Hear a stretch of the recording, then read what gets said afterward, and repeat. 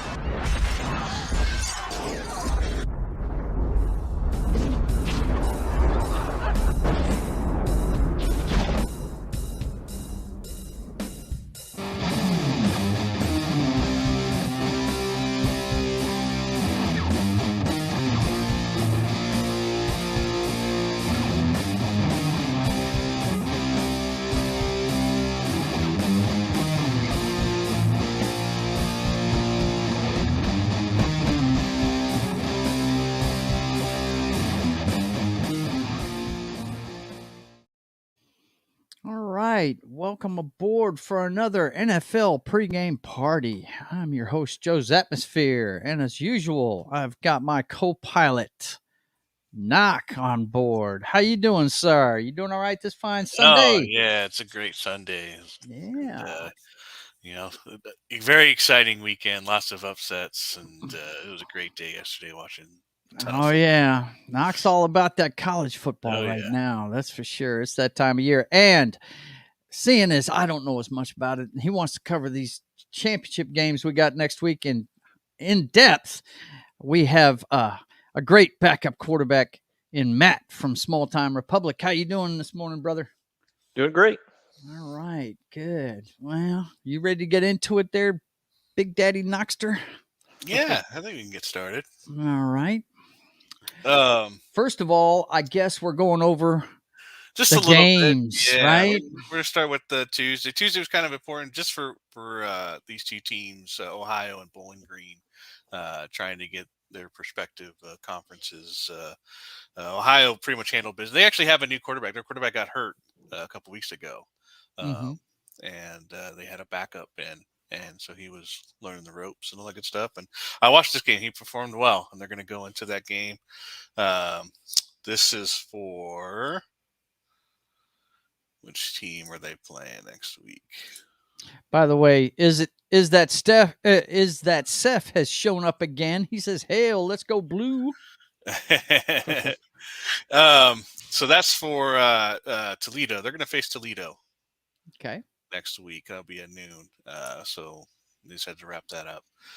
So that was a good game. Bowling Green was trying to get into the mix, but that they lost. And then on Thursday, Turkey Day, Ole Miss actually got upset by Mississippi State. So that was not a whole lot of meaning in that game, but rivalry game and what is it? Egg Bowl or whatever. The Egg Bowl. Yep. The Egg Bowl. And of course, Ole Miss will probably be out of the rankings after this loss. Friday was a fun day. I spent the the day watching the football here too. And then the biggest game for me was this one right here, the Cincinnati and Tulane game. This was for who's going to host the conference title and theirs. Which one is theirs? The Green Wave. Yeah, the AAC. American, yeah. See, I'm still learning all the nuances of college football, so I'm not quite there yet. But this was a pretty big game, for sure. And then North Carolina, this is pretty big. This went into overtime. NC State at North Carolina.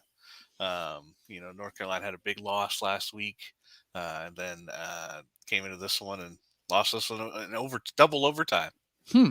So that was crazy. And then Florida State, who's been on a heck of a run, they started kind of late bloomers this season, but they've ended really. I caught the end of that game. I sure did. Yeah, I didn't watch this one in particular. It was exciting. They ran roughshod on those guys. It Ran looked like for a it looked lot. like it was a game. But I was trying to focus more on the games that actually had some kind of meaning to them. This one, not besides if you're a fan of them, of course, or Well, it's an in-state rivalry too. in-state rivalry, all that good stuff. So it was a fun, but there were so many games going on at that time. So I focused on more the ones that had more conference championship or bowl eligibility differences. Texas was trying to stay in the hunt in their conference by beating Baylor. I did watch this game. It was a really good game. Unfortunately for Texas, they were a game behind, and they needed somebody to lose. Who was it that they needed to lose? Oh, Kansas State last night. They needed Kansas State to lose. If they had, then they would have won. But Kansas State was able to win over Kansas in their rivalry game. So that led to TCU and Kansas in their conference. Okay.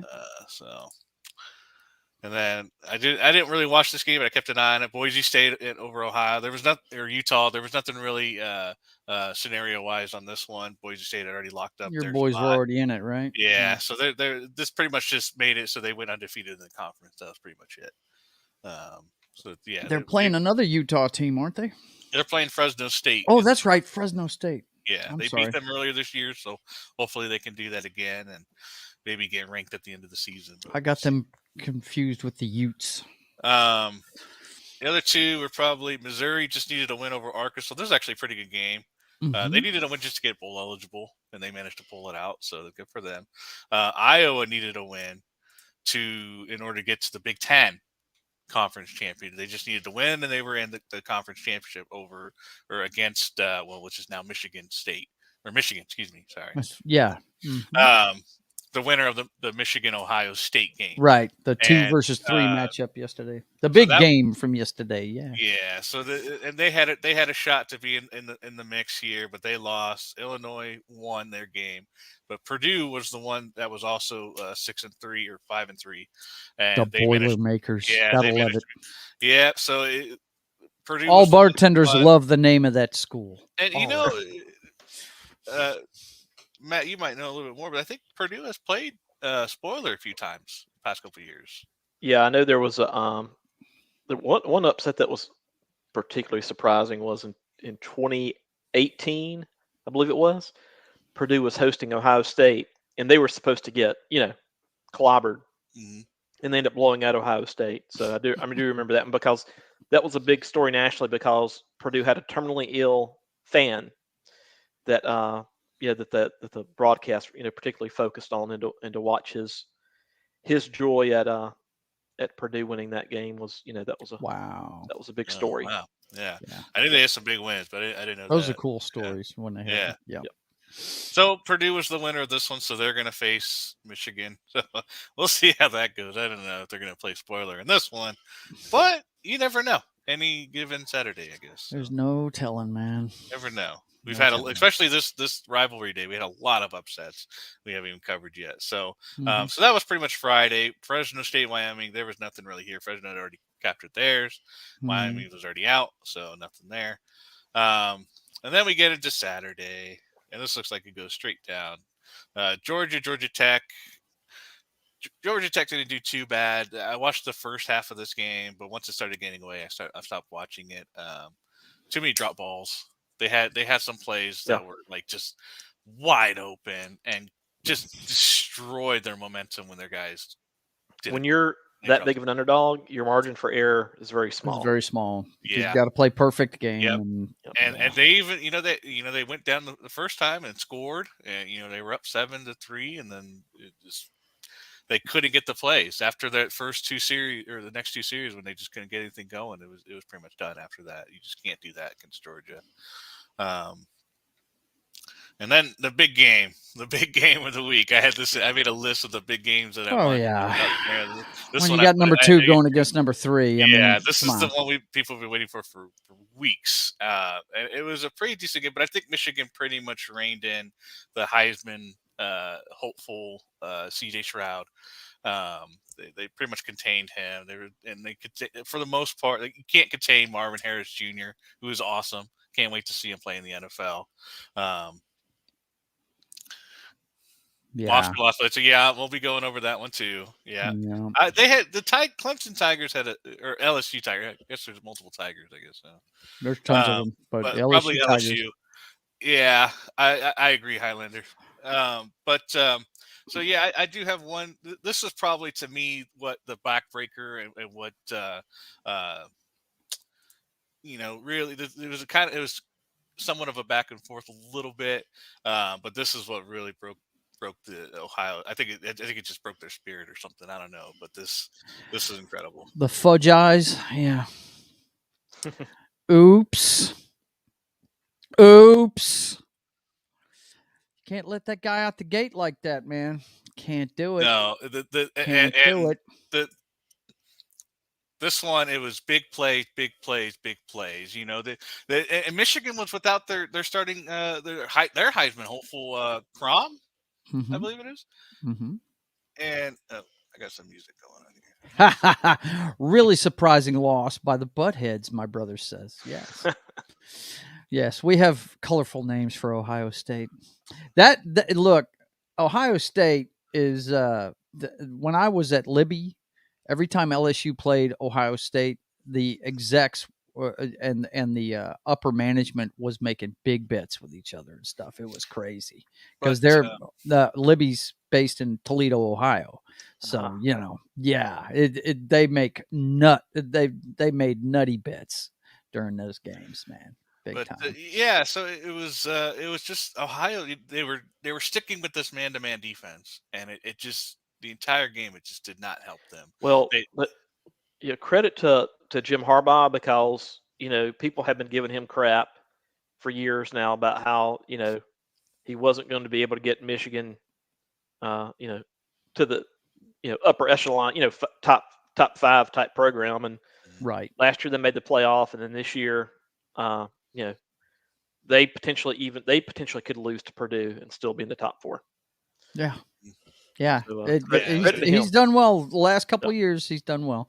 Now, I could see how he could rub people the wrong way with his personality, but results are results. Yeah, yeah. Highlander says old school football still wins, or as we call it on this show, old man football. Yes. Yeah, but I mean, while they did run a lot, it was in the first half. It was the passing game. They had a touchdown for, I believe it was 69 yards, and a one for 75, and it was man-to-man defense. They did it against it. One guy would break free, and then that'd be it. And then in the second half, they got the run game going with a 75-yarder in the fourth quarter, midway through, and then they got the ball back. And then in the dying minutes, they went for another touchdown for 85-yard run with the same guy. And it's just Ohio was just they were broke after that, and so it was a good game, but Michigan handled them pretty. From what I saw late in the game, every time Ohio State made a comeback score, Michigan instantly answered every time. So that'll take the steam out of anybody, So. That was pretty much the big game of the day. I watched this game, TCU and Iowa State. There was nothing. It was 24-0 in the first before the first. TCU went up. They got a pick 6, and it was just ugh. They broke their back with a run in the second half, over 200 yards rushing. Yeah, I mentioned at the beginning of us talking about it. They ran roughshod on them, no doubt. That's where you talk to your guys and you say, all that work you did in the offseason, this is where it shows up. This is where it shows up, right here. Yep. But even with that, I mean, it's 200 yards rushing, but what was it? 150 of that was 2 runs only. So I won't say that it was complete, run, but those big runs broke their backs for sure. But so there wasn't much to glean from this game except for that TCU I think is ready. For most of they've been cardiac kids for the last couple of weeks. Yeah, right. Yeah, took their lunch money and just ran. So the next one was a huge upset. LSU and Texas A&M. I watched this game. What a great game. I talked about Georgia Tech and the receivers not catching the ball and making mistake. That's what Texas did. Their receivers caught the ball. This guy Muhammad, was it Muhammad? Matt? I saw the highlights. I have one of his highlights. But, Danny's out of here. Highlander's gone. You have done run him off, bro. Yeah, well, I got to talk about this game. I think it may be Mushin Muhammad's son that played in the NFL. Oh wow, yeah. So this was pretty much the play that in my opinion, that kind of just because LSU. I think it's after this, but I'm going to do this one first. But this was Muhammad that had some. No doubt about it.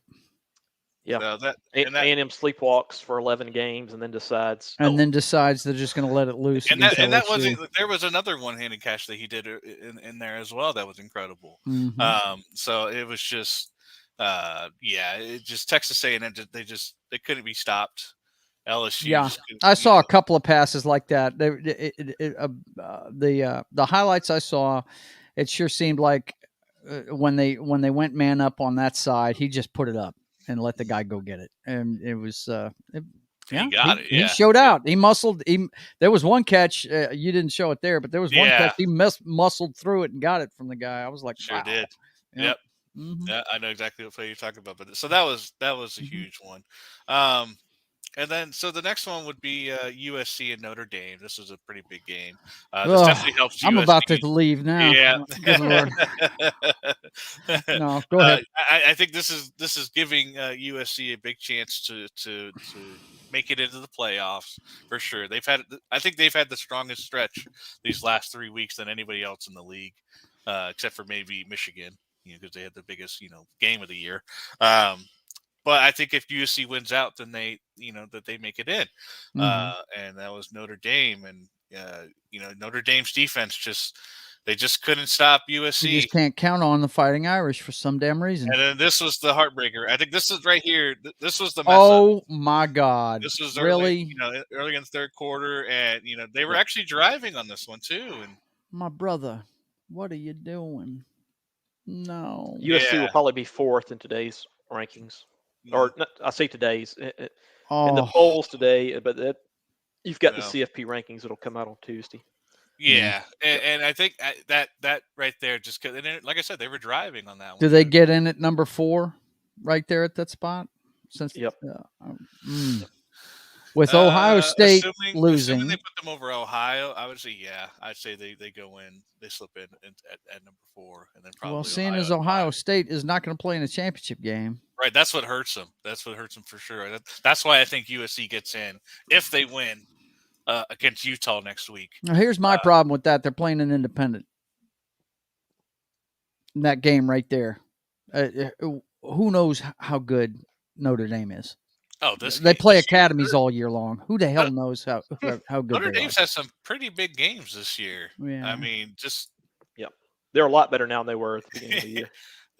BYU was ranked when they played them, and they beat them. Syracuse, they beat Clemson. They handed Clemson they destroyed Clemson. Yeah, Clemson. So I mean, that's having a gangbuster year. It's not the championship team of Clemson's past. North Carolina had a great season. They lost 21-10 to Ohio in week 1.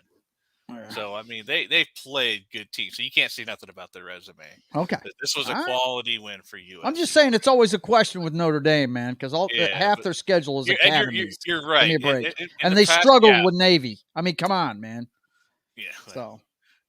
Navy did Yeah, they had a good season. I'm not taking anything away from Navy. I'm just saying Notre Dame, if they're as good as advertised, should have crushed them. No. You're right. And in the past, Notre Dame, I've never believed in them. I always thought they were overrated. This year, they had a great season. Mm-hmm. They did have a great season. Well, with a couple head scratching losses. Yeah, for sure. But they did get some quality wins though at their best. I didn't watch this one, Alabama Auburn. No, moving on. No need to. Oh no, they didn't match. Did they drop one? So Auburn needed this in order to get. Man, I'm just not seeing eligible. Good Lord, sorry, man. This is the Iron Bowl, and I guess Auburn brought titanium or 10 cans or whatever. I don't know. Aluminum. There you is the word you're looking for. That's the word. But Auburn needed this to at least get bowl eligible. They couldn't do it, and I didn't watch a whole lot. I think I watched like the first quarter, and once Alabama was up by a couple scores, I turned it off. I knew it was Yeah, going to happen. I watched every play of that game, of course, and there were a couple interesting things of note. Auburn ran for, I think it was maybe either like 318 or 328, something like that. I think it may have been 318 rushing on Alabama, and that was the most rushing yards that Alabama had given up under Nick Saban. But it sort of made me think of Auburn as being like a service academy, because that's typically what happens. You'll have a Navy that'll run for 300 yards on you, but then you beat them by 3 touchdowns, and that's basically what happened there. The other thing, this stat blew my mind when they said it on the broadcast. Alabama has won 10 or more games for 15 straight years. That's a college football record. Yeah. Wow. Oh, wow. That is insane. That's a dynasty, man. That's there's no other way to say it. It's ridiculous. That's success you don't see. If you think about the Koof year of 2020, where they only played 10 regular season games, and all 10 of those were conference games. So and they won them all. That's crazy. They may have dropped one regular season, but either way, it's 10 or more, 15 years in a row. Yeah, that's crazy. That's ridiculous. I mean, that's like the Bud Wilkinson days. Yeah, that's crazy. That's absolutely nuts. So you might have seen this. I can't remember the top of my head. I think Clemson had a how long home streak? Do you know? 40 was it 40 games? Yes. 40-game home win streak, and it got snapped by South Carolina. So I don't know what's with South Carolina, but you beat Tennessee last week, number 5 team in the country, and then they go to Clemson with this Spencer Rattler. I think that's the name, right? And he just comes out and he's like, I'm just going to start playing, like Patrick Mahomes or something. Just a little bit. Really not as good a game as last week with Tennessee, but he still, balled out pretty well. He threw some questionable picks. I think it was this game but I watched this game, and I think this was this is back for South Carolina scores to take the lead. So Clemson's trying to come back, and then South Carolina gets a stop. Gamecocks get the ball back, but they don't do much with it. They have to punt it back to Clemson, and this pretty much cost it. This was the game. Oh, buddy. Yeah. No. Sometimes you just got to put your head down and go forward. Good Lord, he's dancing. That's what happens when you dance, man. You can't be dancing in the hole like that. Back. What a play by 44. Can't be doing that from the back. Oh, man. That's ball security 101 right there, bro. Yeah, and then they managed. They had a really good play on third down to finish it off and get the first down and close it out. So that was a really fun game to watch. So that was good. The next one, I actually gave up on this game, and I had to come back to it. I can see why you gave up on it. Because Oregon was up Pac-12 game, yeah. So, no. I watched it because it was. I wanted to see how it went. Because Oregon was potentially going to be playing USC in the Pac-12 championship with the win. Mm-hmm. But and then of course they went up 21-10 at one point, and then Oregon State just started coming back. They scored. They got a kick return. They got it all the way down to the 50-yard line, and I think there was a face mask involved in it as well. So they got a ton of yards, and then they scored. And then I believe it was on a kick return, or actually it was a. Here we go. I got it right here. So this was pretty much them coming back, mm-hmm. And this was probably one of the biggest plays of the game. Bobbled. Oh, well, if they didn't score there's something wrong. Yeah, and so they were able to score and come back, and then probably the biggest play of the game. This is my last highlight. This was after they come back. This is 3 minutes to go in the game. Hold that thought for a second. Don't hit play yet. So they tell them what's up. Yeah, so Oregon's able to get ahead. They managed to get the lead, and Oregon's going down the field. This is probably their last chance, and then this was 4th down. Oh man, this is it.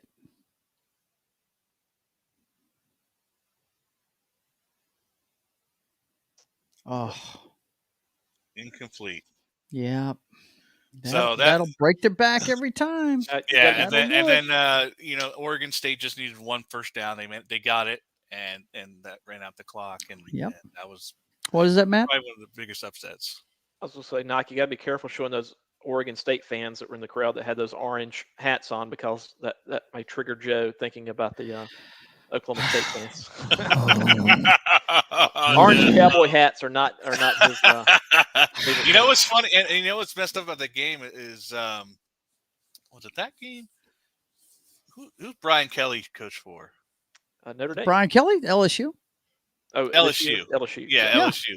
Mm-hmm. I forgot to mention it, but back in the Texas A&M fans, with 17 seconds to go, it was LSU had one timeout left, and Texas A&M ran the ball on, I think it was second down. Mm-hmm. And instead of just letting the clock expire, and like Texas A&M fans are coming onto the field, they're all ready to celebrate. Brian Kelly calls a timeout. Down by 2 scores with 17 seconds to go. He uses his last time. They have to clear the field. Like, people are already running on people are like with their cell phones, like, going all crazy, and they have to shoo everyone. It's a great move, man. You still show everybody. There might be a fumble. They have the cameras. They have the cameras like on the crowd, like trying to climb over. They're all like, stop, and they have to call another dumb play. No, I think it was actually 4th and 1. And they actually had to, and they went for it, and they got the 1 yard that they needed to You still got to snap the ball and have the exchange on the kneel honestly, down. I thought that was a good move. It was 17 seconds left with no more timeouts after that. And I mean, even if you got, have you ever seen the Miracle in the Meadowlands? Even if you got it probably would have taken 7 seconds for you to pick up the ball and go back for a touchdown anyways. So I mean, there's, I don't know. All right. There was like a 0.1 chance for it to happen. Wrap up your Saturday there, buddy. But yeah, so that was pretty much what I had watched. And then Tennessee just destroyed Vanderbilt. I don't watch Penn State. I think of them as overrated. So they beat Michigan State. Well, now their only 2 losses though were to Michigan.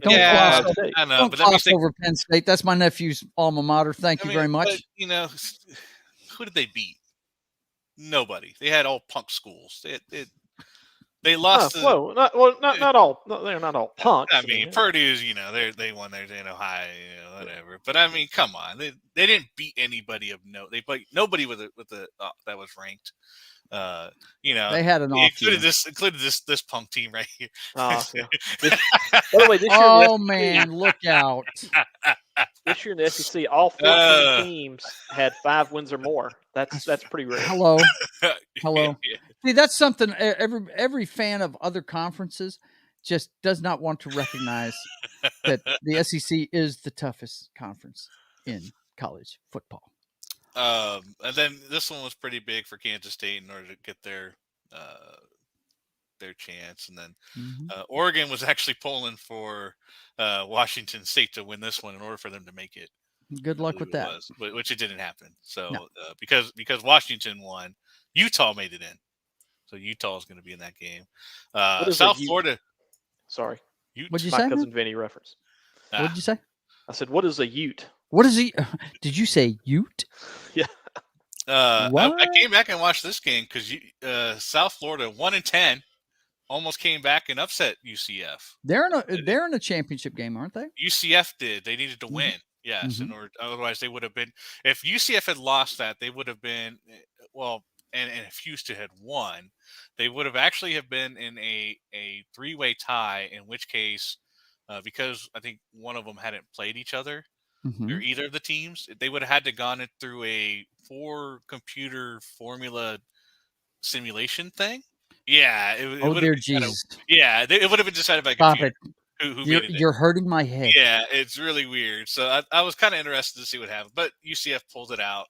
They've scored late in the game and got that one. Yeah, the fact that that UCF was up 28-0 against a 1-11 team or 1-10 team. Yeah, that almost lost. Because I had stopped watching that game too, and then I went once I saw the score, like, oh man, they've caught up. They actually got ahead.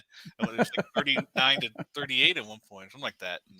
And, so that was a pretty fun game at the end of it. The only ones of note other than that, let's see. Is there any Any of them there involved? was Purdue had to win, right? Purdue did have to win. Yeah, I think I They got beat North Indiana. Texas. North Texas had to get. This is a pretty close game versus Rice. Right, North they're in a Texas, championship game too. yep. Yeah, I saw that. And then Purdue had to beat Indiana, which they did. This Mhm. looked like a pretty decent game. Nothing really came of this one, but they're both 7-4, I believe it is, and Wake Forest and Duke, and that turned 34-31. Duke pulled I that have a one. question that means something to me locally before we get out of here and start covering the championship games. Did Army become bowl eligible? I don't think. I think they need to beat Navy, but I think that's too late though. The reason I ask is they're automatically invited to the Independence Bowl this year if they become bowl eligible, and if they're not, that opens the door for other teams to come here. I don't know how that works for them because their last game, which I think it's not a conference game. I don't think so because they're 5-6, and they need to be at least 6 wins. But by the time they play Navy, it's going to be after the bowl selections next week. Okay. And I don't know if maybe if the Independence Bowl leaves that spot open until after that game, or if they go ahead and. Yeah, I'll have to do some research, but I just remember hearing that in the news that we may end up not getting Army if they don't get the right, become bowl eligible. So that's why I was interested, because I always want to see Army. Well, my Army. Auburn Tigers played Army in the Independence Bowl back in the 90s. Yes, they did. Yep. Yes, they did. Yeah, they usually try and get an academy coming, but they've got to get bowl eligible, and so we rarely see them. We've had some good teams here in the Independence Bowl, though. We really have. But anyway, okay, so let's take a look at. I'm going to go ahead and take over the graphics here, buddy. I've got the list of bowl games here. And kind of an outlier before you get into the conferences. Okay. Buffalo and Akron are going to be playing their game that day too.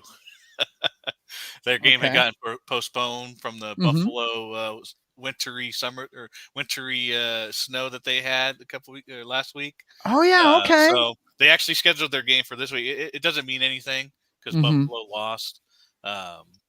So this game not going to mean anything. So Buffalo's not even running for anything. So watch it be the best game of the weekend too. Yep. Right? Overshadow all the championship games. That would be hilarious.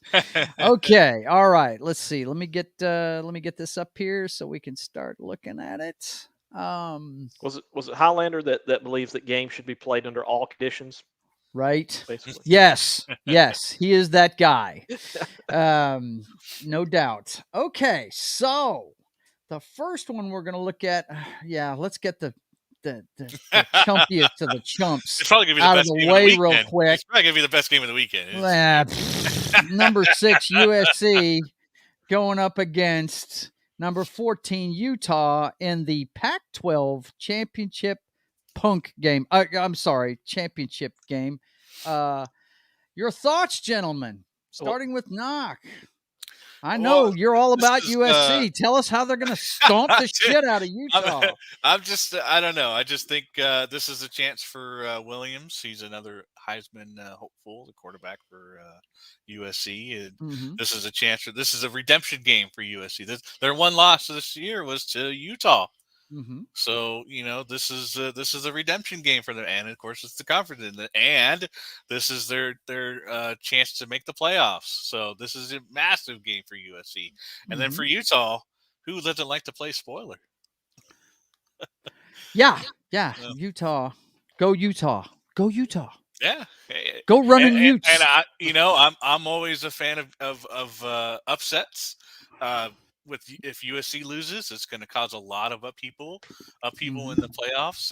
Who's going to make it in? Is it going to be Alabama? Is it going to be Ohio? The two guys that don't have conference play and conference. Now, correct me if I'm wrong. USC not only needs to win this game, they need to win it big. I don't think so. No, not at this point. If LSU had won, possibly, and Clemson losing, and Clemson. With both of those two, there's not a lot of threat behind them at this point. Alabama's not going to make it over them if USC wins ugly. I don't think they might have had to before, but not this time. Not now. What do you think about it, Matt? What do you think? I think USC will take care of business. Although Utah, they're a solid team.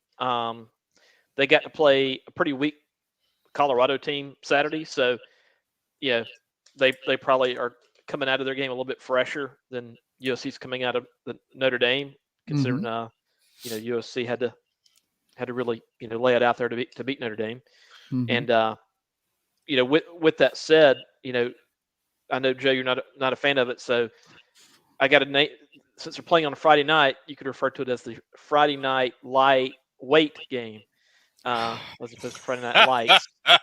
The Friday night lightweight game. Like it. Absolutely. I like it. Now, is this from earlier this year? This is earlier this season, 43-42. I like it. I like the result. I think USC defense is playing a little better right now, so that might be. I was fixing to say it is hard to beat a team twice in one season. That is difficult to do. Yeah. Okay. Well, for my 2 cents, you guys know who I'm pulling for in that one.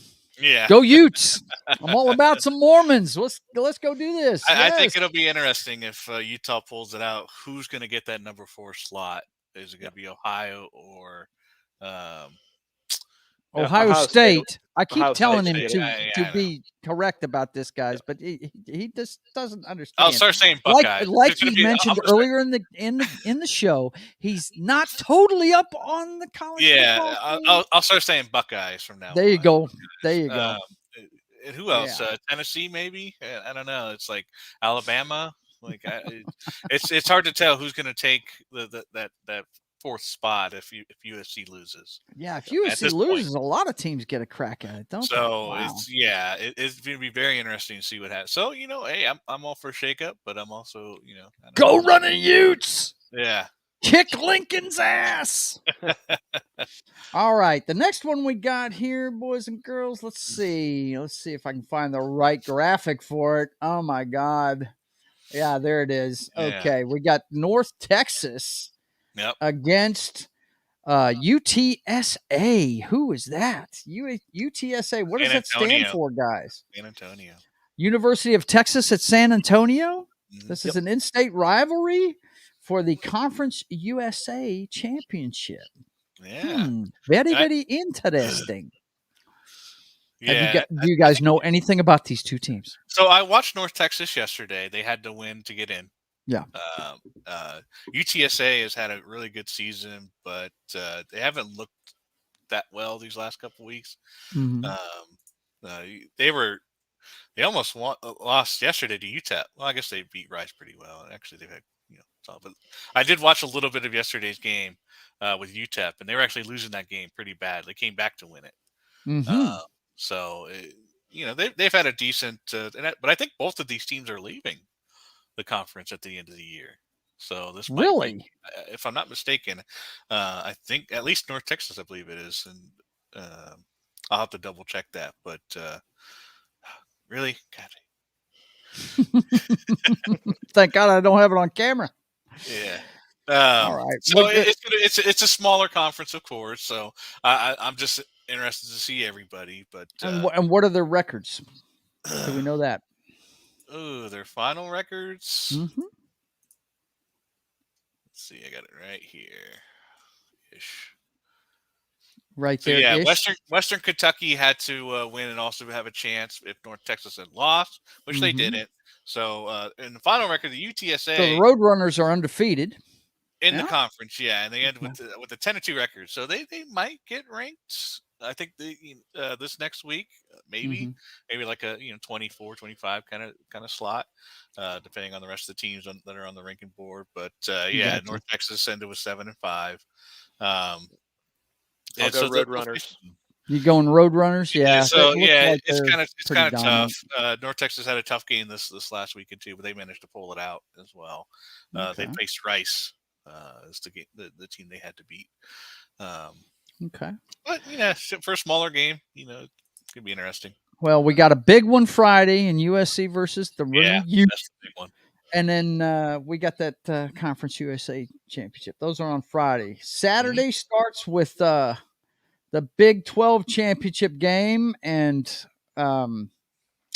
man, it is the Kansas State Wildcats versus number 4 Texas Christian University, the TCU Horned Frogs. Yeah. What is up? This is going to be maybe a redemption game for Kansas State University, because Could be.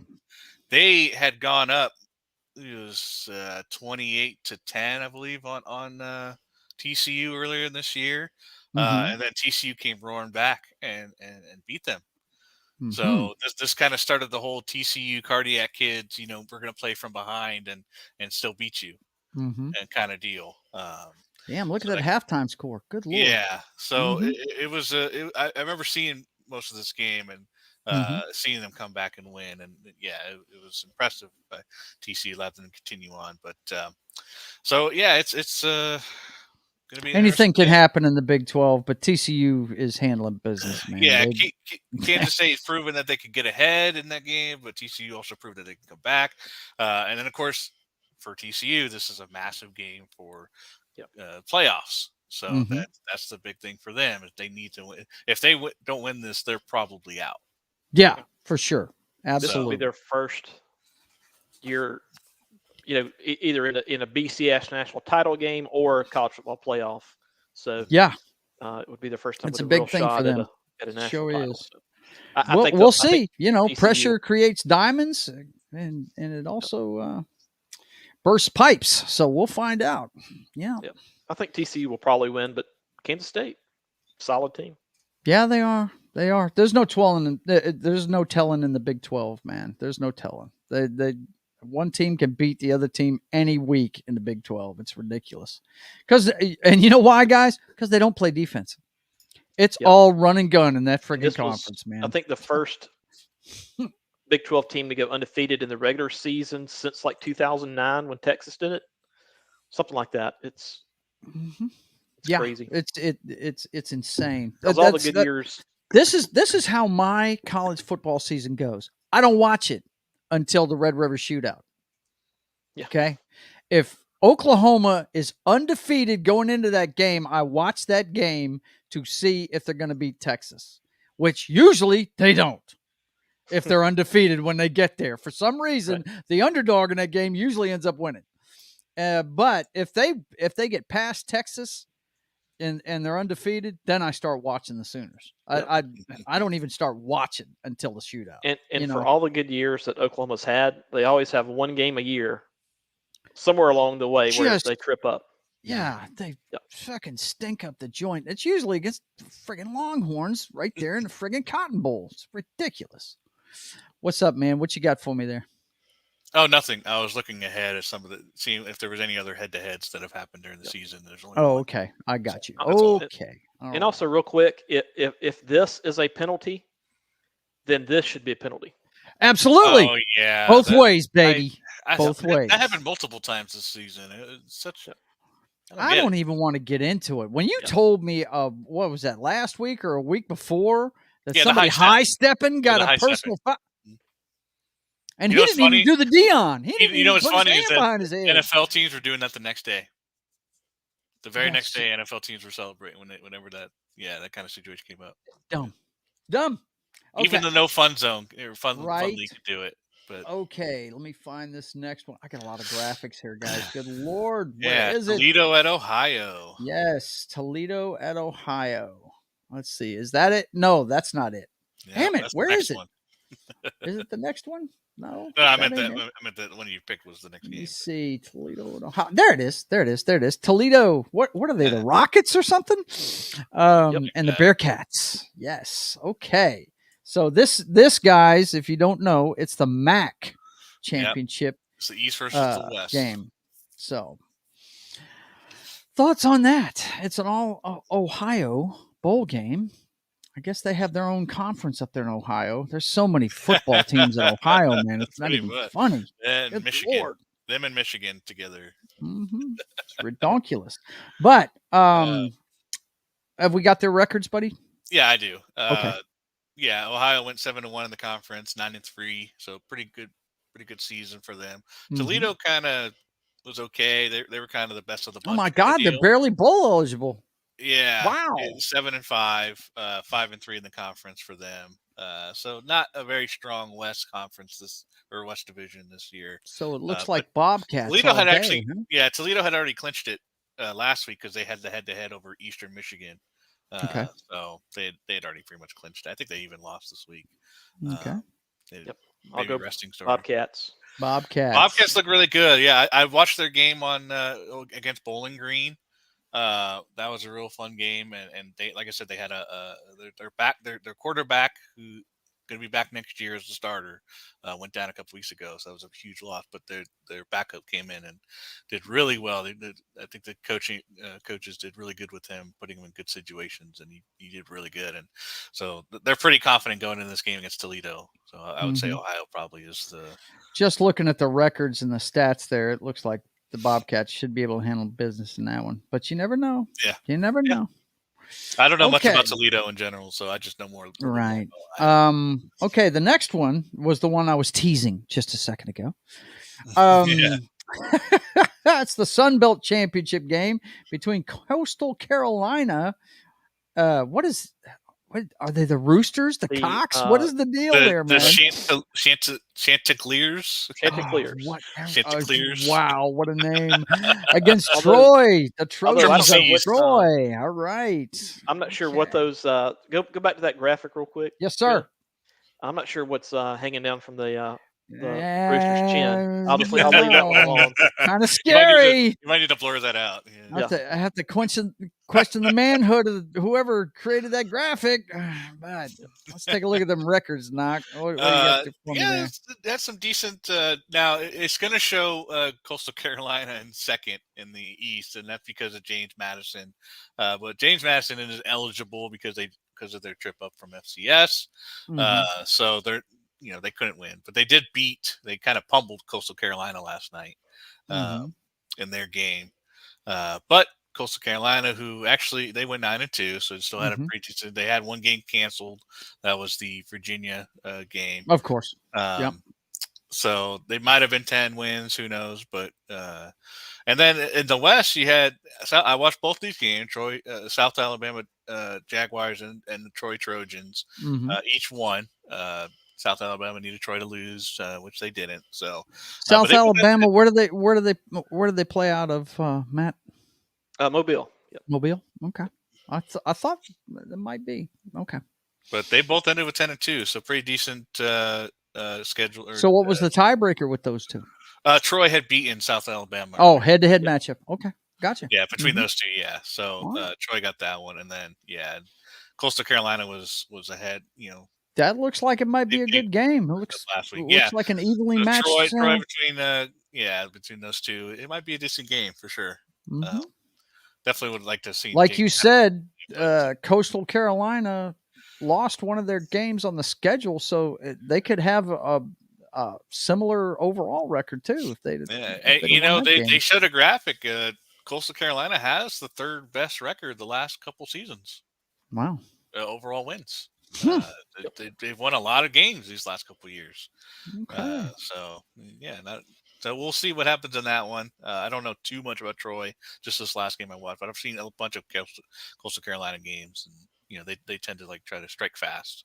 Well, I don't know how it is in college ball, but I know in the NFL about this time of the season, you are what you are. The record says what you are. So similar records usually bodes well for a good game. That might be one you might want to watch, guys, if you can get your hands on it. That looks pretty good. Okay, so the next one we got here. Yeah, and I'll go Coastal on that one. You're going Coastal Carolina? Okay. All right. Yeah. I mean, they might have a chip on their shoulder losing a game. Or in other words, not being able to prove themselves against Virginia. You know what I'm saying? Okay, let's see. We got the American Championship game between UCF and the Green Wave of Tulane, boys and girls. That's right, Louisiana. Being represented it's an angry wave. It's an angry wave. They've had a really angry good wave, season. baby. Yeah, you know it. And I'm pulling for Tulane too. I don't mind UCF so much. Once again, it's hard to beat a team twice in one season. Yeah, yes. This is the last head-to-head we have in our conference championships. But they did play earlier in the season, a couple weeks ago, and UCF did pull out the win. It was a pretty good game. I watched it, and but this is a chance for redemption for Tulane for sure. You know it, baby. And I think if they get this one, they get a New Year's bowl game. I'm still not sure how that all works quite yet, but I think if Tulane pulls it out, they'll get one of the big 6 New Year's games. Really? Potentially, yeah. I think with them being in the American Athletic Conference, that's like the 6th best conference. Yeah, there's certainly a chance for that. Mm-hmm. I know that they have to take at least one non-Power 5 school, so it could just be whoever ends up being that. I'd love to see him up here. Out of that would be awesome. It would be likely that the winner of that game would get one of the, the 6 big bowls. Yeah. Okay, so who do we like in this one? Who do we like? I'm going for Tulane, but I'm going Tulane too. Yeah, UCF is very resilient. I've watched a couple of their games for sure, and so this could be a tough game. They've shown it already. Now, is that the one that's coached by Dion? Is that? No, Dion is he's at Jackson State with his son. Yep. That's in Division II or whatever it is. Central Florida is coached by my boy Gus Malzahn. But I think someone had who was it? I think I'm trying to remember that someone has interest in Deion Sanders, but I can't remember at the top of my head. Colorado, that's it. Colorado Buffaloes. Ooh. Yeah, they want Deion to come. He's interested, so I don't know if that's true. I'd love to see I would love to see Deion move up the ranks. I was a big fan of his, and when he played in the NFL, and I would love to see him move up the ranks in college football all the way to the pros. I'd love to see that. That would be awesome. So who do we like in this one? Of course, me and Noc are on board with Tulane. What do you think, Matt? I'll go Tulane just because, Central Florida just too up and down. Yeah. And like I said, it's hard to beat a team twice in one season. It really is. It's funny. It was only a couple weeks ago that I discovered that their name was actually Central Florida. Really? It was mentioned because UCF is moving on to another conference next year as well. Mm-hmm. Them and Cincinnati and I think another team in that conference are moving. Yeah, there's going to be a lot of shakeup next 2 years. They're trying to build these super conferences. Yeah, and they mention every time I see reference to them, I always see it as UCF. Mm-hmm. But when they referenced that article with them moving on, it was Central Florida. I was like, who the hell is Central Florida? I just the same team. It's just not an acronym, son. I'd never actually heard the acronym out loud. It was always UCF. So I thought that was kind of all right. Now here's one that Noc is really, really, really interested in, and I love this conference. Outside of the big ones, I think this may be the funnest conference to watch. The Mountain West Championship game features the Fresno State Bulldogs against the Boise State. Is it Broncos? Is that what they are? I think that's what they are. Yeah, that sounds right. We'll go with that. That sounds about right. Yeah. So Noc loves the Broncos, man. He loves him some Broncos. He loves the Smurf turf. I should say I love the Denver Broncos so much that it bled over into college. Into college football. When I started playing NCAA way back when. Tell them the truth. You wanted to play on a blue field. And then I discovered they had a blue field, which made them like them even more. So I stuck with Boise State.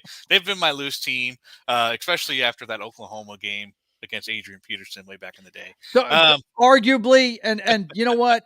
I wasn't even mad at the end of that game. That was one of the greatest bowl games in history, bro. And I'm not afraid to say that. It was fantastic. Look, I turned it off when we were down 21-0.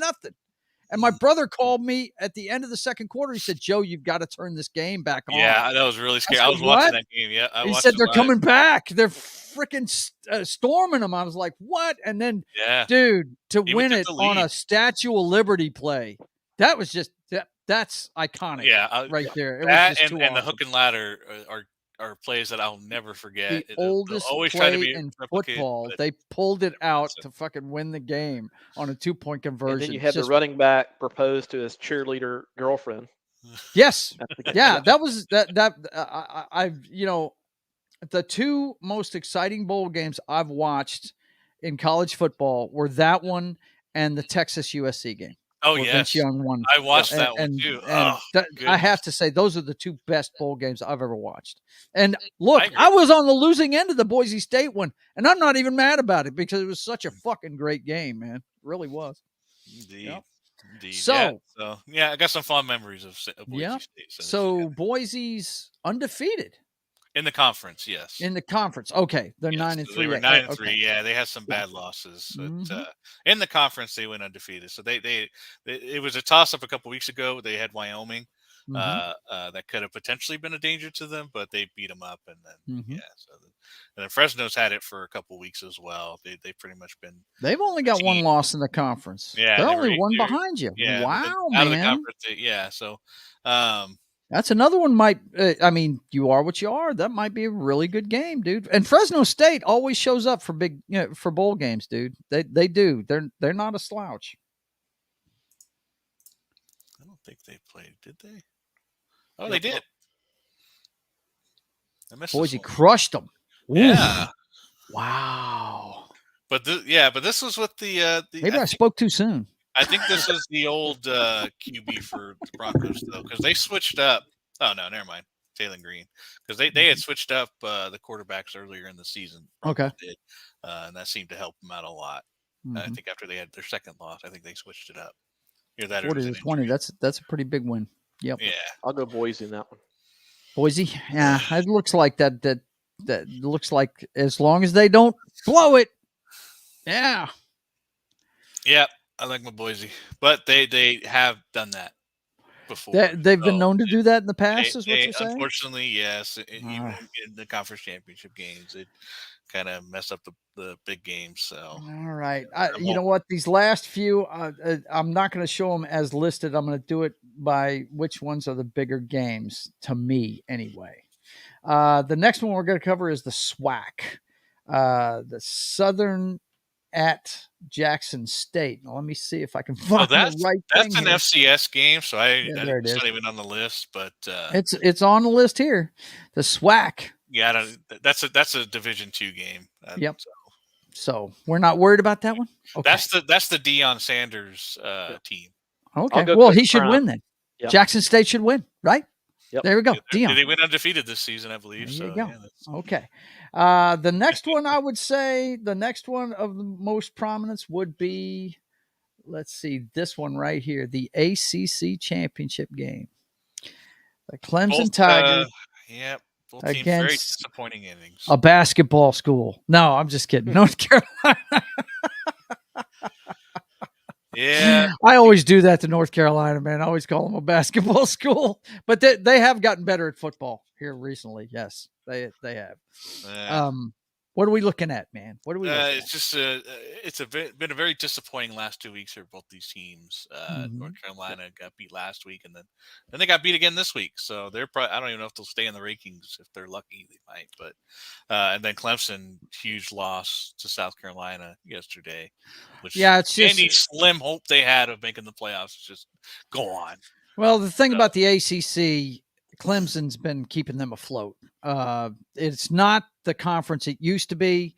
Pre-turn of the century, Miami was a powerhouse. Florida State was a powerhouse. I mean, it was a very, very tough conference 2 decades ago, but it has fallen off the map up until Clemson started getting back in the championship picture here lately. I do think it's unfortunate that Florida State's not going to be able to be in this discussion for anything, because the turnaround that they've had after their 3 losses has been they're a team to watch next year, no doubt.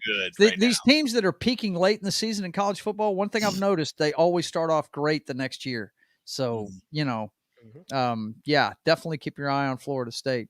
But the ACC, when Ray Lewis played in it, it was one of the toughest conferences in college football. Hell, even back when Michael Irvin was playing back in the the late 80s, it was a really tough conference. I would say it was number 3, outside the Big 12 and the SEC, but it just hasn't been that ever since. They've been hanging their hat on Clemson, and now that they're having off years again, it's just not the same, I'll go Clemson in that one. Yeah. You got to go with what's been carrying they've been carrying the water for the ACC for the last few years. So yeah, I'd go with them too. Plus the Clemson backup quarterback is supposed to be really good. That they may want to ditch that starting guy for him. Yeah, Ukulele has been very, very iffy. Oh this God, season. you need to ditch him for his name alone. His name is Ukulele. What the hell? That's not. Is that a real instrument? It's a slight variation, I think, to that, but that's pretty much what it is. All I can hear is tiptoe through the tulips. Right? That's all I hear is Tiny Tim. Good Lord, no. Okay, let's see. Then we've got the Big Ten Conference. And I can't believe I'm saying this. The Michigan Wolverines are the top of the crop of the Big Ten Conference. Number two. And they've got the spoiler. They've got the alma mater of Drew Brees, the Purdue Boilermakers, every bartender's favorite college football team. Yes. All right. Tell us about this. It could have been Iowa, but Iowa lost. So Purdue won. So Purdue got it in. Michigan coming off a huge game. Let's see their records in the Big Ten and everything. But let's see that. Okay. Yeah. So it was at the top, it was pretty close. Yeah, gosh, I hate highlighting, but Purdue. And if Purdue had lost yesterday, you would have had a 4-way tie. And I think Illinois would have broke it though. Really? Yeah. Huh. So it was very interesting. It's another one of those like who wants to win the conference kind of deals. Well, is it that or is it kind of like one of those tough divisions in the NFL where they just beat the shit out of each other and are actually battle tested when they go into a game against somebody else? I mean, and I think having Michigan, Ohio, and Penn State there too, they probably lost all of them as well if they played them. But then beating each other up as well. So, but none of these teams have been impressive either. So it's not just beating up on each other. So Purdue's on a 3-game winning streak, though. Yeah. So decent, and like I said, or like we mentioned earlier, Purdue has played spoiler in the past. Spoiler for the Boilers. I'm just trying to pump up the Boilermakers because I hate no. Hey, Jim Harbaugh, man. I can't stand that fool. The Boilermakers. The Boilermakers, exactly. So I'm all for spoilers. So if they manage to pull it out, I'm going to be watching it every second. So and enjoying it. So well, I tell you what, if somebody can blow it in a big game, it'll be Jim Harbaugh. Don't worry about that. Yeah. As a player, he blew a couple big ones, and then as a coach in the NFL, of course, he blew I say blew. It was a competitive game against the Ravens. Where the Ravens came out on top. Well, how about the conference championships he lost to that Seahawks team that went 2 years in a row? Oh yeah, that's true. How about that, man? That's true. How about that? Is that the one where Richard Sherman had a pick? That's the one where Richard Sherman went to shake Crabtree's hand and he smacked it out of his face and he lost his mind. He went total macho man at the interview afterwards. Yes. Boys and girls, I'm pulling for Purdue in this, but I think, Michigan, they've gotten better the last couple of years. And maybe Jim's time, man. Shoot, who knows? With everything going up and down this year, I wouldn't be surprised if he took them all away. But I'm rooting against him because I think he's a big crybaby. If I had to pick between the Harbaughs, I'd pick his brother as a head coach, not him. But, hey. His brother knows when to stop talking. Yes, he does. Something Jim never learned. But I got to give it to Jim. When he did play as a player, I rooted for him. He was not the greatest quarterback in the world, but he was extremely smart, and he was a gamer, man. He reminded me of the Commandos quarterback. Yeah. Heineke type. 100%. He just won, and he was all in. He was all in, man, whatever it took. If he had to run, whatever. I tell you what, if you've never seen it, Noc, watch the championship game between the Pittsburgh Steelers and the Indianapolis Colts that he played in that sent the Steelers to – I think it was the 95 Super Bowl they lost to the Cowboys. The 95 AFC Championship game. It came down to the last throw of the game. He threw a Hail Mary, and the receiver had his hands on the ball in the end zone and dropped it. And it was an amazing game. I remember watching that game as like a 13, 14-year-old kid. Mm-hmm. And at that point, didn't know a lot about the NFL, but I was like, man, this guy is giving his all. Yeah, he was.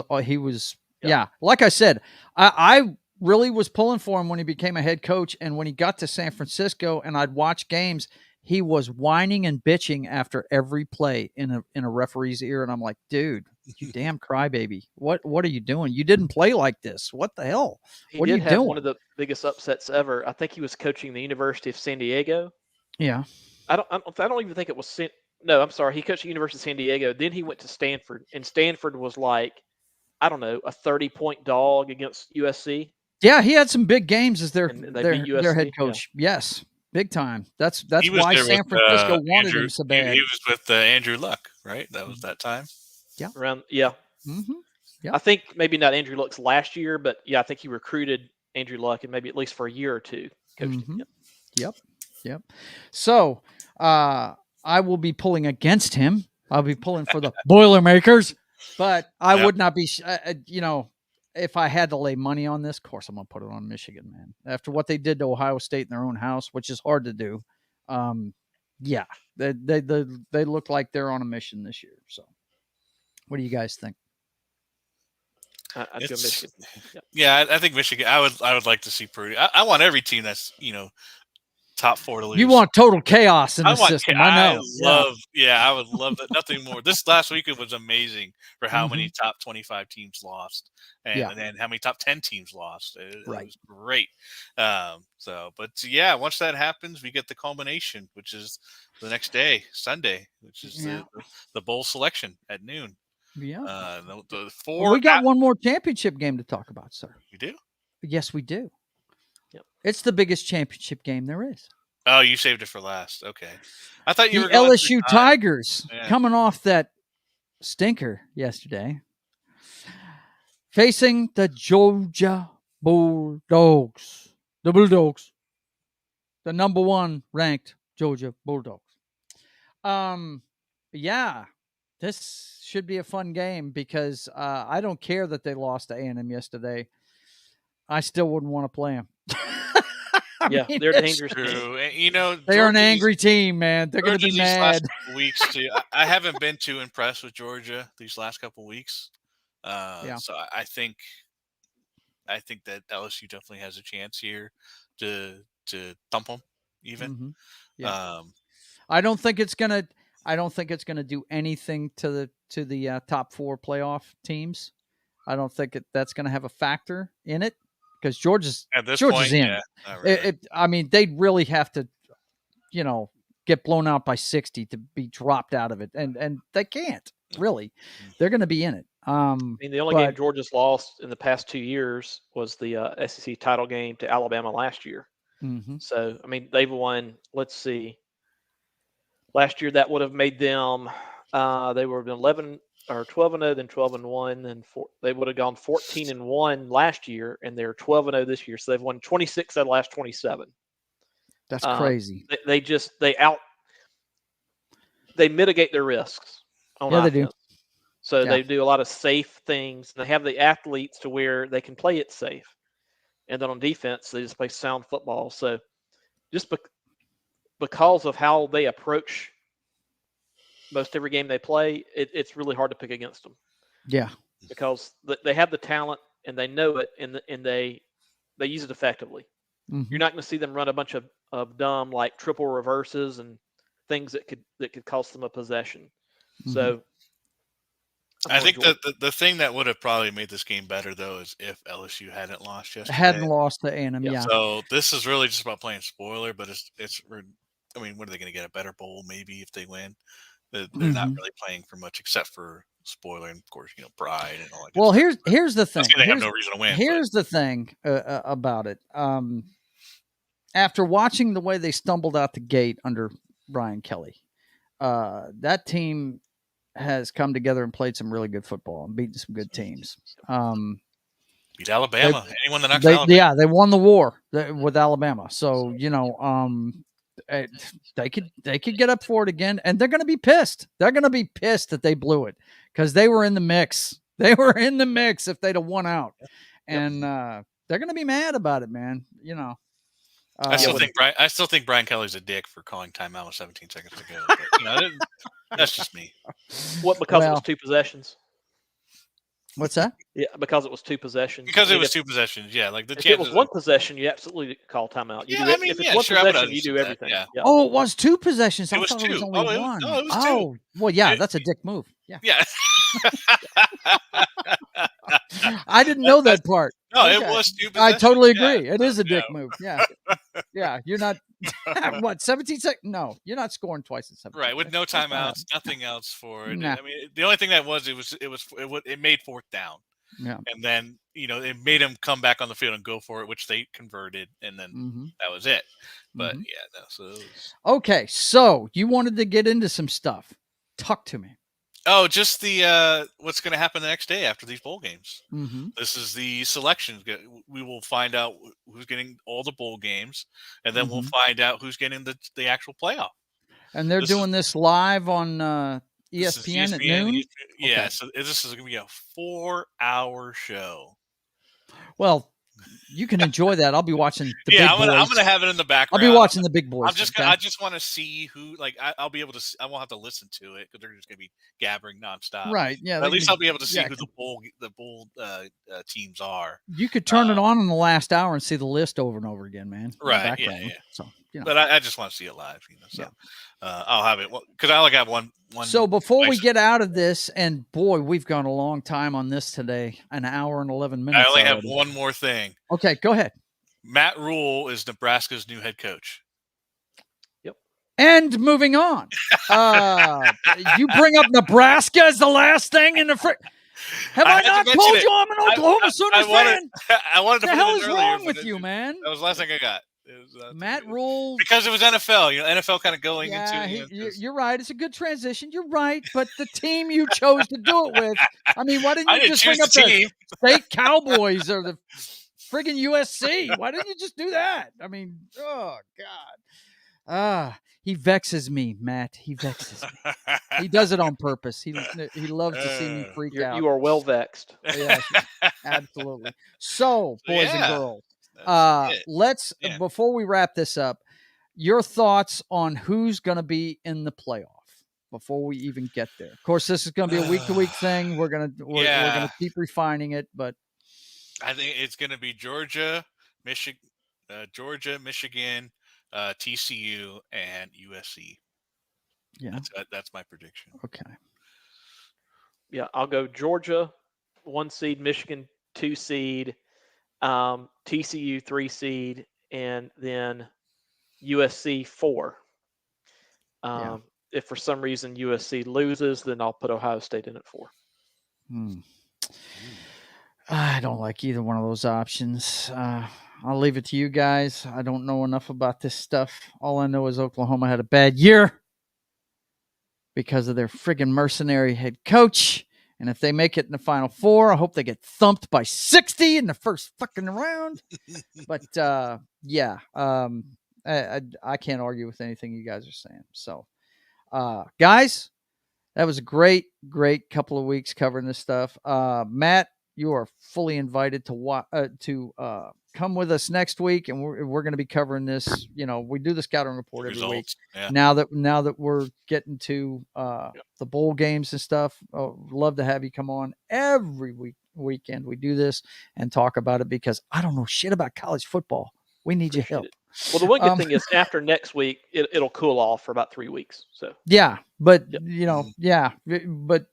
trust me, Knox could be talking about matchups the whole time. Be breaking down Army Navy and bowl games start on the 16th. So after that, he's going to be talking about matchups Bowl the whole time. The Joe Burrow Bowl. We'll talk about it. Yeah. All right, boys and girls, that's it for the college scouting report for this week. Now it's time to get into the big boys. What's going on with the NFL this week? And we're going to start by covering our Turkey Day games. Yeah, let's see what happened on Turkey Day. Well, we know for a fact that Buffalo beat the Lions, but it was not as easy as everybody thought it was going to be. You know what? I was so behind in my picks that I went ahead and picked all the dogs. likely wins. Yeah, all the dogs. So Lions, Giants, and Patriots. They almost pulled it off for you, man. They did. Yeah. They almost did. I would have been happy with at least one of those games, at least, but no. My wife's a Miami fan. She was pulling hard for them Lions, man. She wanted to see them win. It was definitely a good game. Lions, their offense is not bad. Even with Jared Goff. I didn't get to see this game because I worked that day. I worked from I double dipped on Thanksgiving, man. I got to eat with the clients up there at the house. We had a candied ham, and then when I got home at 5 in the middle of the Cowboys game, I got some turkey. Cool. Because the Royal Fox cooked for me, so I got 2 Thanksgiving Day meals. Nice. But so yeah, did you pass out? I never passed out because I eat smaller portions, man. I got you. But that's what all us diabetics do. But that game was closer than people thought it was going to be. Kudos to the Lions for showing up. Really, I mean, usually we talked about it last week. Usually, people put the Detroit game on in the background while they eat. They don't really pay attention to it, but this one was worth watching. Really was. And seeing as Buffalo was on a 2-game losing streak, man, a lot of people. I think Allen has been playing hurt, so it's like, oh, what's he going to be? He's going to continue to play hurt. He's still charging ahead that way. Yeah, he's still going to run face first for a first down. Still going to do it. Nothing's going to stop him doing that. But and you got to give it to the guy. He's a gamer, but you've got to know your value to your team, and you've got. Look, sliding is not a bad thing, Josh. Really, it's not. Yeah, just tell RG3 that. Right? The master of sliding. Yeah. Okay, the next one we had was a big game in the East, which is actually went overnight. The NFC least went to the NFC's best. This division is something to watch this year. Really, they're all over 500. Even the worst team is surprising people. We had the Giants dumping to the Cowboys, and I think it came down to God love him, Daniel Jones is not the answer, and they contained Saquon, and that's what you got to do to beat this team. And man, I tell you what, the Cowboys they cut it loose on them in the second half. It was ridiculous. It looked like a stalemate there for a little bit, and then all of a sudden the floodgates opened. It was Dak. Yeah. That was the best I've seen him play this year. It was ridiculous. Well, and as Noc alluded to it, it did set a record. It was the most watched regular season NFL game in history. Really? Sure was. No kidding. Yeah. Wow. I mean, I last week I said it would get big ratings. I didn't think it would get those that kind of big of ratings, like 42 right? million people. Yeah. Wow. If you think about it, Thanksgiving Day, captive audience. People are captive audience, right? Nothing else on. Time for dinner. Yep. Yeah. Tradition. There's something to be said for tradition, Gen Z. Okay. Something to be said for it. Yep. But yeah, it was a good game. But yeah, I think you saw that's what's going to happen to the Giants against a good team. That's what's going to happen to them. If they shut down Saquon, they're done because Daniel Jones just can't do it. Mm-hmm. He can't. And then we had the nightcap, and Mr. Cousins decides to actually show up. Mr. In prime time. Oh, man. Amazing. Mr. But Prime Time. They had to eke it out. New England was in it all the way to the end of it, man. They were. But, yeah, they eked out the victory. You know what? Cousins wouldn't be doing none of this if it wasn't for Justin Jefferson. That dude, guy is... Say that again for the cheap seats. He's phenomenal. This guy, he's the closest thing to Moss I've seen. He's so good that he wiped out Stephon Diggs' amazing catch last week. Like, that's how good he is. Yeah. Stephon Diggs last week against the Vikings had a tremendous catch, and you didn't see it because Justin Jefferson had a better catch. Like Superman, unbelievable. He's so good, and yeah, he's Randy Moss. He's just above. Yeah, he's just playing man against boys. And you know what? I think Cousins is figuring that out because I saw a couple of times in that game. Because one thing about Cousins, one of his problems is he's too conservative at quarterback. But I noticed a couple of times in that game when it was 1-on-1 and he was covered, he threw it up anyway. He threw it up for the guy. And that's all you got to do with a dude like that. Give him an opportunity. He will beast right through it. That's what Stafford used to do with Megatron. Yeah, that's even triple coverage. That's how he made all those records in Detroit. Just give it to Calvin, man. Put it up. Shit. So no, but yeah. Which if you think about it, it makes the Vikings a very scary football team. If Kirk Cousins starts seeing that read and letting it go, oh my God. And they still got Dalvin Cook on the ground too. He hasn't been as flashy as he was a few years ago, but he's still a good back. So they got some weapons. Kudos to I got to give credit where credit's due. Hawkinson has come in. Do I like that? No, I don't like that. He likes that. He likes that. He likes that a lot. And you like that? Yeah, exactly. I'm just not a fan of the guy. I'm not. He's a diva. So, I have problems with divas. But anyway. So I started out 0-3. Oh my God. First game we got to cover today, buddy. I'm sorry. We got to start here. You know what? I have hope for this game.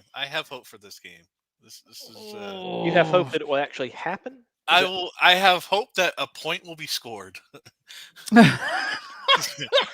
Broncos win 2-0.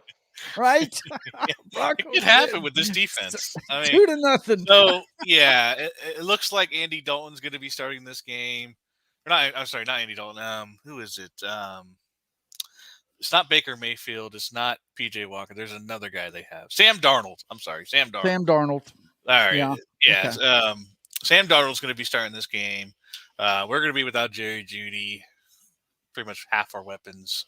But we finally got rid of the curse. Yeah. Melvin Gordon is gone. Thank God. Yeah. Mm-hmm.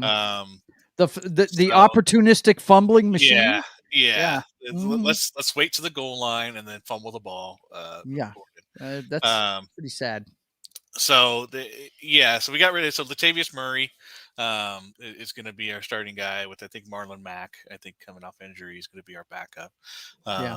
And this will be the second week with Clint Kubiak as our play caller. Mm-hmm. So I'm hoping things will. They started off good last week. They started off really good last week. Yeah. And then just fell off and don't know what happened. So what do you think? They have spurts. They have spurts. Matt? What do you think? I guess I'll go. I don't know. Don't guess. Well, I'll go first to let you know my thinking on it. Okay, I'll go first to let you. We know that Noc is hopeful for his Broncos. We can go 10-7. I am actually going to go Broncos in this spot. Usually I go with the home team in a coin flip. I don't think this is a coin flip game. I think the Broncos defense is really, really good. They don't deserve the offense they're getting at all. They're keeping them in every game, and the Broncos offense is not taking the opportunities. I'll go Broncos hesitantly. Yeah, I'm saying Broncos in this spot because I think they're going to load up and stop that beast of a running back. What's his name? Pierce? Is that his name? No. Devontae. Oh, Foreman? Is that? Freeman, yeah, Freeman. Okay, yeah, that's the guy. He's tough, but I think they load up and they stop him and dare Donald. Sam Darnold sucks. I mean, why are they starting this guy? PJ Walker's hurt and Baker Mayfield was what? He's been injured, but he's also been crap. So been crap, huh? Yeah. Well, trust me, his crap is way better than Sam Darnold. Okay. Yeah, his crap is way better. Look, Sam they don't Darnold. have a head coach right now. They're just kind of doing whatever. I know. They don't care about just seeing who they want to have on the roster next year. Right? Exactly. Yeah. So that's another reason why I'll give it to the Broncos. And you say hesitantly, Matt, Broncos? Yep. Okay. Yep. All right. Let's see the next one. Oh man. Wow. I'm going to see this game today. The Tampa Bay Buccaneers against the Cleveland Browns. Is this the game where Watson comes back? No. I don't remember. Next week. It's next week. He's eligible to play. Texans. Okay. Yeah. All right. I think he's at practice right now, but he's not eligible to actually play. Yeah. But have the Buccaneers finally turned it around? They haven't turned anything around, but they're playing better ball. They're playing better ball. All that team has to do with the talent they have is play disciplined football and quit fucking around. Well, the crazy thing is with them is that their wide receivers are always hurt. Yeah. I don't think it's been consistent like 2 weeks in a row where he's had all weapons like there. So it's just kind of Their weird. problem is they can't get anything out of the running game. Yeah. Which is weird because every time I see Fournette run, he runs for like at least 5 yards. Yeah. And then I don't know, they didn't. But when he doesn't run for 5 yards, it's a 5-yard loss. That's the problem. They keep sticking him in the backfield. But I just, Tampa is a better team than they're showing. Yeah, and I don't think Brady's dropped off that much. So yeah, I got to go Tampa in this one. I don't think anything's going to I don't think Watson's going to save their season. It's just, yeah, you are what you are. What were you saying, Matt? I was going to say I'll go Tampa. Yeah. Mm-hmm. Well, you got. Yeah, I think the Browns always have that kind of like. They can beat anybody when they want to. Yeah, their defense is good. Their pass rush is a beast, and they have the best running back tandem in the league. And they do. Nick Chubb and what's his face, and so it's just like they could win it. They just got to keep them off the field and run the ball, and then not make mistakes at the end of the game. That's what they've been doing. At the end of the game, it's always mistakes, some kind of turnover, pick six, fumble, something. It's amazing. I've said it a million times. The difference between the pro game and the college game is all coaching, because all the talent is pretty much on the same level. And when you can get a team to pay attention to the details and play good situational football, that's why you hear Belichick always preaching situational football. Know what to do in the situation you're in. That's what it comes down to. And the Browns are just not disciplined at the end of a game at all. It's ridiculous, man. So yeah, okay. So we got the Baltimore Ravens about to crush the Dixie Cup that is the Jacksonville Jaguars. Somebody go ahead and give me an argument for how Jacksonville is going to jump up and bite this team. Go ahead. And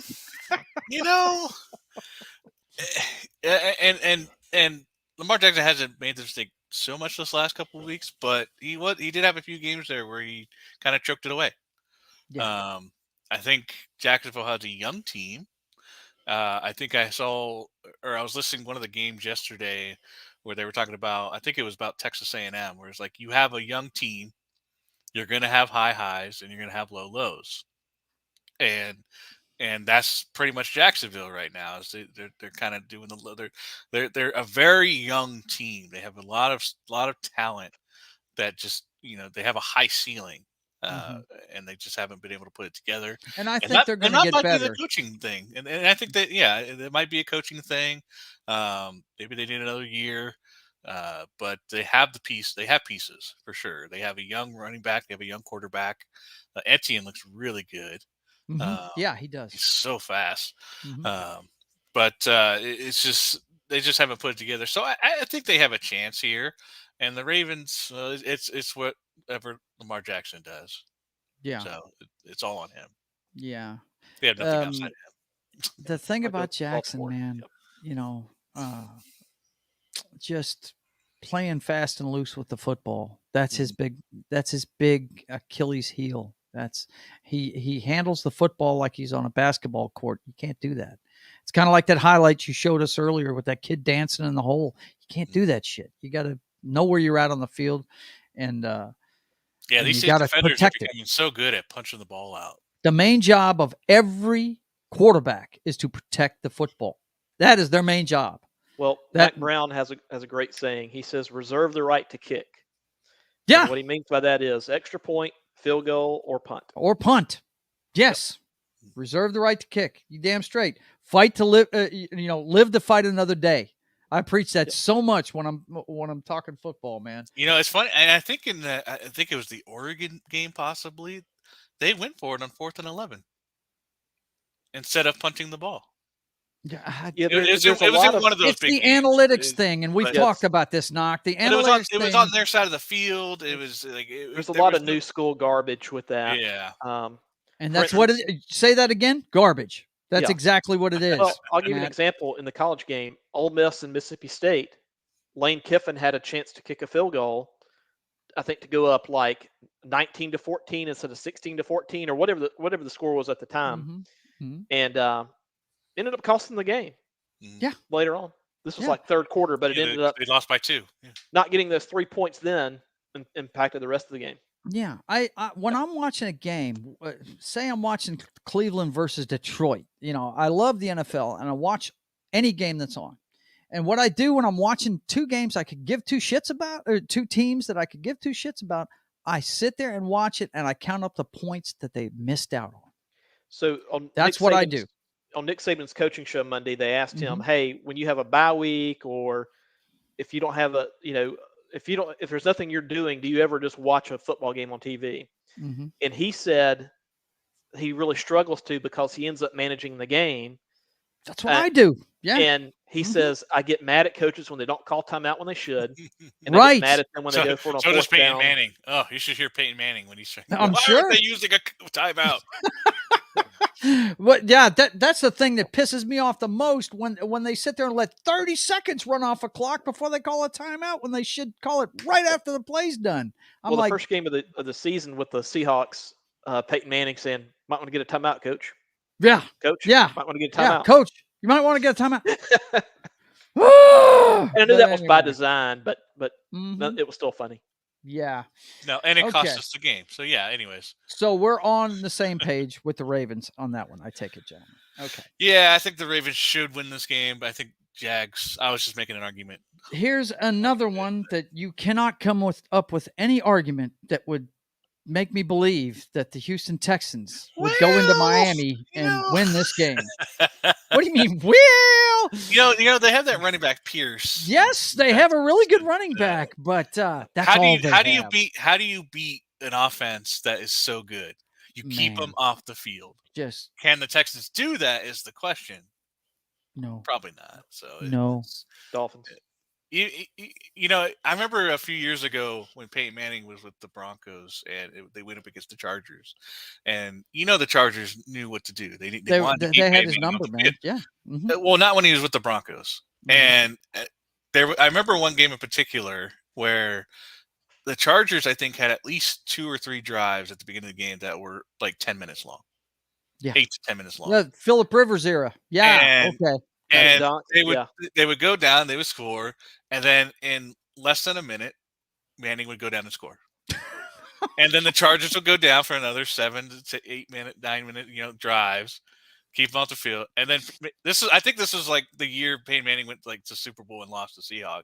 It was that year where like the offense was just unstoppable. They were. Yeah. And then like you said, they would go down and score, take so much time on the clock. Peyton Manning come on the field, touchdown, 1 or 2 plays. Like it didn't matter. There's just sometimes it just doesn't matter. But it doesn't matter. Yeah, and that's kind of the Dolphins right now. That's like yeah, it's just wow. I the Dolphins. Every time I think about picking against them, I remember the Ravens game. They were down 3 touchdowns going into the fourth quarter and blew the doors off of that team in that fourth quarter. I mean, just destroyed them in their own house. I was like, my God. So yeah, I think we're all on board with the Dolphins for this one. Texans, yeah, you might have some good pieces, but you ain't got enough for that. Just because of the Dolphins, the way they're playing, I can't wait for the playoffs just for that. Oh God, do we have to pick a winner in this game? Justin Fields is out. So I don't even know who their backup is. We talked about last week about how Justin Fields can't keep running. Yes. Right? And looks like it might have cost him, but he was playing really, really well. But you can't play in the NFL like you do in college with the running. No, you can't. And Zach Wilson has been benched, so both teams are playing backups this week. Yep. So also, James Robinson is out for the Jets, the running back. So, wow. Yeah. Walking wounded on both sides. I don't even know who to pick for this one. I got to go with the home team. I guess, anytime it's like that, well, go with the home team. I think when I picked the Bears, I didn't know that Justin Fields was going to be out yet. So I might have to make an official switch to the Jets. I'll go Jets. 10-7. We did our picks right. We did our picks on Wednesday. 5-2. 5-2.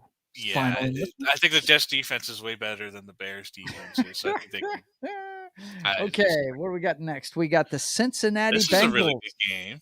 at the Tennessee Titans. Yeah. And at this point in the season, fellas, it could be a make or break for the Cincinnati Bengals. I don't know and about that. they're playing a team that is not messing around right now. And what I love about Tennessee, first of all, I love their head coach. I've detailed it several times. I love Vrabel. I loved him when he was a player, and I think he's a great coach.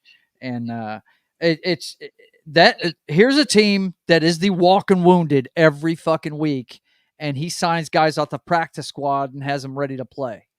This is a guy that gets situational football, and that's what makes this team. I think he's tough. he's one of the best ones to come out of the Belichick tree. Yes, ever. Absolutely, Yep. absolutely. I think probably the only one really that's. But come out, you know what? He's not really from the Belichick tree. He was a player for him. Yeah, I don't think he ever coached with Belichick. Oh, okay. I thought you did. I don't think he did. I don't remember who he was an assistant for, but I will say this: years ago, Harbaugh, and I forget the name of the Lions coach at the time. This is probably 10 years ago, but Harbaugh gave the Lions coach a real stiff handshake. Yeah. I remember that. I don't think Harbaugh would do that with Mike Vrabel. No, he would not.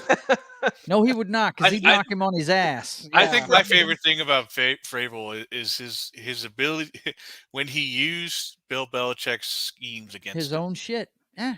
That was probably my favorite moment with Vrabel, because he knew exactly what he was doing. Belichick knew exactly what he was doing, and he still bitched about it. He still bitched about it. Yeah. He's like, well, how is he able to do that? That's mine. He stole it. Nobody makes me bleed my shit. Nobody makes me bleed my own blood. So I think that's always my favorite moment right there. Yeah. So, as far as this game goes, guys, I mean, Burrow can pull him out of any fire. Is Chase still out? The guy's special. I think he's supposed to be out. Yeah, I might have to go to Titans just for that. Yeah, I'll go Titans. This is a fun game here. Yeah, yes, it is. It's going to be a fun game to watch. I think it's going to come down to who's got the ball last, and I just don't know that Cincinnati's got the defense to stop the king. You know what I'm saying? It is on CBS. I wonder if I will. Big Daddy is going to have. They're going to have a long day. Joe, you need to look up Derrick Henry High School to look up footage of him just trucking children. I'm sure it looks just like friggin' Jim Brown back in the day. Yeah, because he was huge. In a man among boys. Yeah, no doubt. It's just ridiculous. Okay, so we're all on board with the Titans. Then we've got the Atlanta. Ooh, that's going to be a good game right there. I'm just seeing these matchups for the first time, guys. That's going to be a good game. Wow. The Washington Commandos. I almost said Redskins. The Commandos hosting the Atlanta Falcons. Yep. Wow. This game looks really good, but I got to roll with the home team on this one, man. Because Heineke just wins. I'm sure they're going to disappoint me, but yeah, I'm going to go with the Commanders as well. Yeah. Atlanta has had their opportunities. I don't know. Mariota just isn't it, I guess. He's not it, but when they can snatch this rather easily. When they play an evenly matched team, they tend to show up in the fourth quarter. I got to give them that. I think Kyle Pitts got hurt, didn't he? He's out. Yes. Yeah, so that's a huge blow for Atlanta. This it's a theme this time of year. Mm-hmm. Everyone's out. Mm-hmm. Part of They're resting up for the postseason. That's what's going on. But yeah, I got to go with Taylor Heineke. Either Taylor Heineke. I'll go Washington. As long as it's the Washington team and not the front office. Oh God. There's been rumors that he's looking for a buyer, and let's hope they're true. Okay. Yeah, but it's possible that's just for minority stakes and not. Oh God. Yeah, it might not be a whole shebang. If a team needed a new owner in the NFL, it's that team right there. I mean, how many years they've been under investigation now? Like 3? Like 10. Ridiculous, man. Never ending. Yes. Yeah. Okay. So next we've got the I was about to say San Diego. Los Angeles Chargers going into Arizona. Late afternoon. Now, is Kyler Murray back, or is he? Okay, he's back this week. Then I'm gonna go. Yeah, with Cardinals. Yes. Double XP weekend has ended on Call of Duty, so he is back. He is back. So, yeah, I still got to roll with the Chargers. I don't think Represent your division. Represent. I don't know. I always have faith in Chargers, even though they suck. They don't suck, but they 5-5. They've lost games that they shouldn't have. It's that's another team that needs to learn situational football, and they haven't known it forever. Well, that and the Chargers coach, he's one of these geniuses, But buddy, sometimes he's a guy that would go on 4th and 11. Yes, he's one of those analytics guys. I remember I put up a post last year. He passed up on 3 field goals, a total of 9 points that would have easily won them a football game last year. And I just roasted him on Facebook, man, because, us old bastards, we still use Facebook. And I roasted him. I was like, the MVP of the game for, I can't remember who they were playing, but I said the other team is, and I showed a picture of that idiot on the sideline. Just passing up all these field goals, these points. Hey, look, man, this is not college football. When the points present themselves, take them. They're hard to get. Take them. What's wrong with you? Why would you pass that up? It doesn't make any sense to me. But you go ahead with that slide rule or Chinese abacus or whatever the hell you're using with your analytics. I'll go with traditional football, and I'll beat you 9 out of 10 times. Sorry. Yeah, I don't know if it's also thinking, but I think the only time I would want to go for 2. Let's say you score at the end of the game, right? You score, and instead of going field goal that would put you into overtime, you're playing against Patrick Mahomes, and you don't want that fucker to see the field again. So you go for 2. I can buy that. Yes, see, I'm with you on that. I can understand that being done. LSU did that this year, didn't they? They did Didn't against they Alabama. do that in overtime? That was in overtime. Yeah, exactly. I was going to bring that up before, but those are the scenarios where you're like, okay, they just don't want to get that other team on the field again. They know they're going to score. They know they can't stop them. If you end the game my way, you can judge it later. But if you win, you're awesome, and if you don't, it's shucks. We tried for it, but I always remember.